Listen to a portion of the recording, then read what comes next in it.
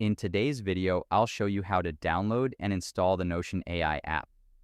To get started, we need to open up the Microsoft Store on your Windows device. Once the store is fully loaded, you will see the main dashboard with all the trending games and applications. From here, let's navigate up to the top search bar.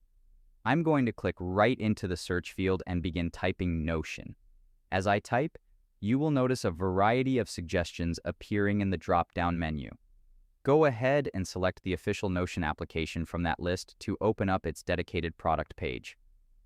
On this screen, you can review the app details, which showcase its built-in AI features designed to help you write, plan, and organize your workspace efficiently.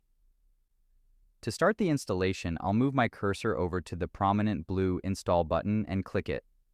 The system will immediately start preparing the download, verifying your system dependencies and reserving space on your drive.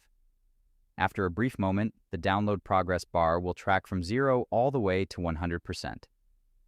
It is always a good idea to maintain a stable internet connection during this time to ensure a smooth download. Once the files are fully downloaded, the store will automatically transition into the final installation phase.